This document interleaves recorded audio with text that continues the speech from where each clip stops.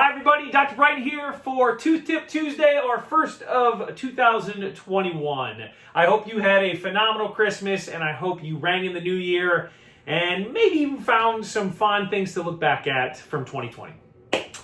Today we're going to get right to it, and we are going to talk about how COVID, through the stresses that it is causing, is increasing the incidence of gum disease directly from stress.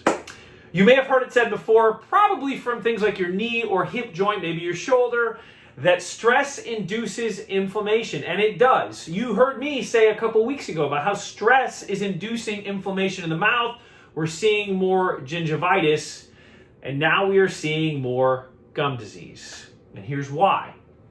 Inflammation develops and creates enzymes, a protein-based enzyme. And the gum disease-causing bacteria in your mouth, they're a little unlike the bacteria that cause cavities. Bacteria that cause cavities, they feed off of sugar. Most everyone knows that. But the bacteria that causes gum disease are privy to protein-based things like these enzymes. And so what we are seeing is that the stresses associated with COVID, the psychological stresses, social stresses, work stresses, health stresses, are inducing inflammation. That inflammation is increasing the enzymes that are exposed throughout our bodies, and in our mouth, the bacteria that cause gum disease that are native to everybody's mouths are feasting on it. And we're watching that those bacteria are multiplying and the onset of gum disease is increasing.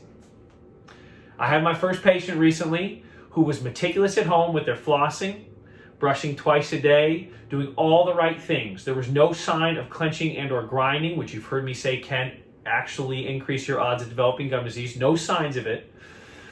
And comparably, her last periodontal chart, so where the probing is done and we do our measurements, 1, 2, and 3 are healthy, 4 is kind of borderline, 5 is the onset of gum disease in most. In 19 months, it had gone from 2s and 3s to 5s. So, based on evidence that we're seeing, there's a good chance that what we actually saw, as she described herself as a very stressful individual, especially in this COVID exposure environment, she's seeing the ramifications of inflammation caused by stress associated with COVID. So what do we do about it?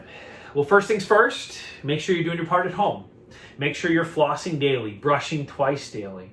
Secondly, make sure that you are making it to your recommended oral wellness visits. If you're somebody that has a recommendation for 3 months, get in and get those taken care of. We need you to take care of staying ahead of that repopulation cycle that those bacteria have that cause gum disease, which is 90 days. For those of you that have been recommended every 6 months, make sure you're making that. We still have a number of patients that have not returned following COVID, and slowly we're watching more and more of them develop problems. We don't want that for you. So keep things under control. You need to keep those bacteria, which again I mentioned, are native to everybody's mouth. We need to keep them under control.